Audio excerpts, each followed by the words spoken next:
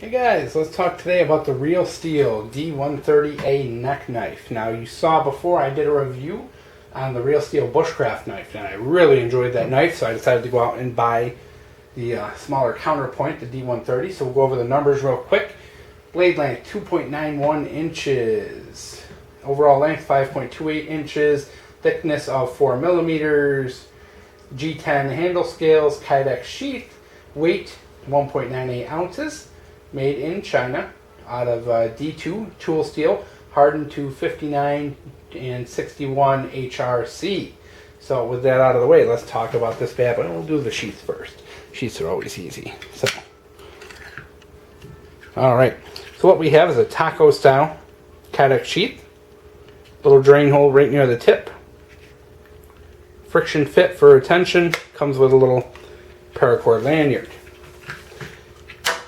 Retention is okay. You know, it could definitely be better. The sheath is 100% the weak point of the knife. It's not something I would trust to go jogging. Let's just put it that way.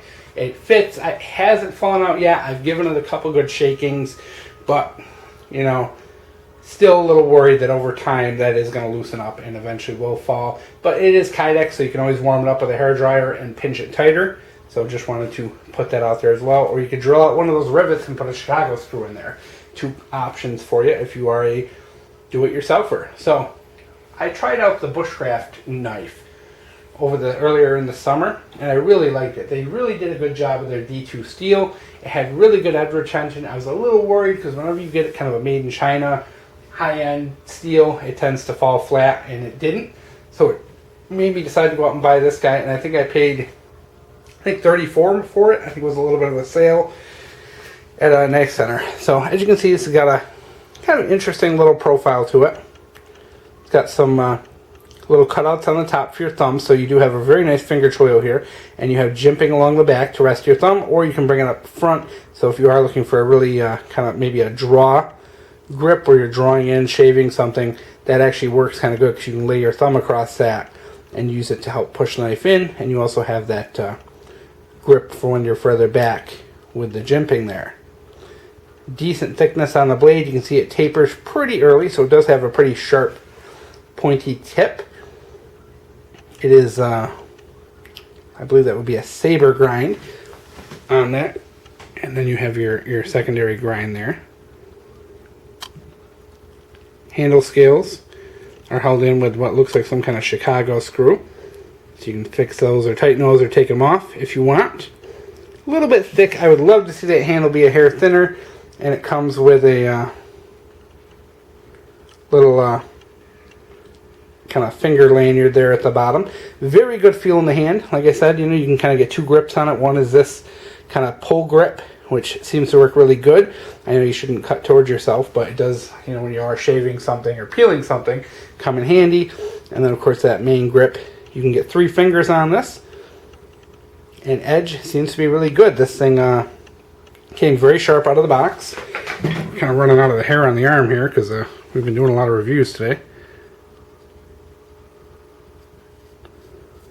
You can see that just takes it right off with no effort whatsoever. Very sharp. Hasn't lost that edge through EDC use, which is kind of good.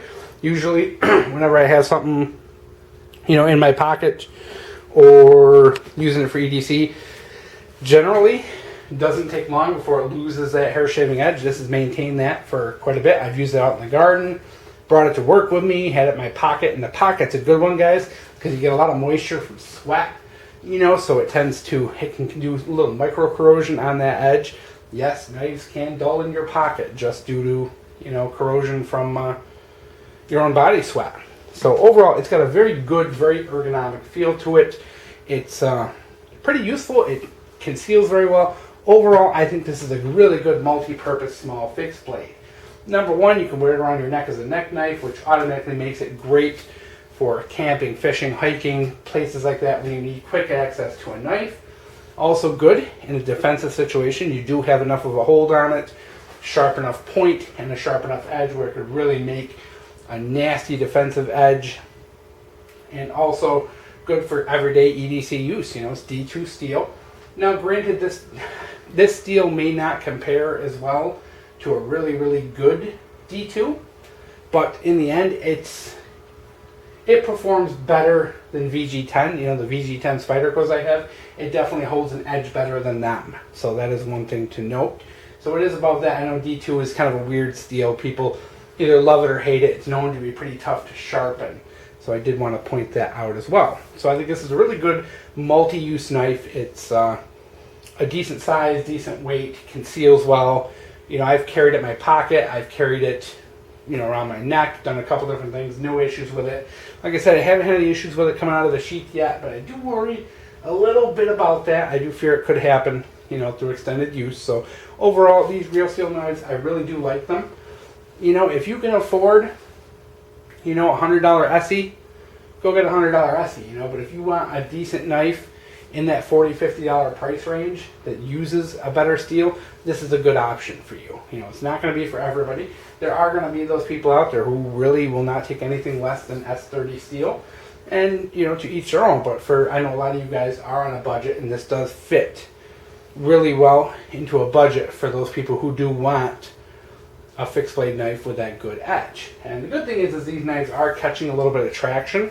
When I first reviewed the Bushcraft knife, they were kind of almost unheard of. There was no reviews out there on them.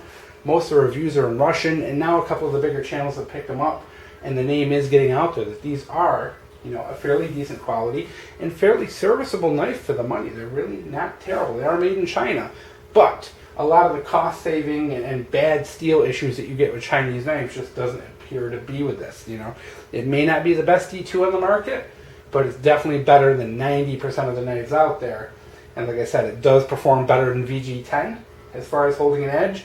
So that to me says it's worth its money, because I have other VG10 neck knives and they were in that same price range. So I think you are getting a bit of a bargain with this, and can definitely fit into a collection and do a lot of good work with this, seeing it is a good size, really good ergonomics, and good useful knife all around.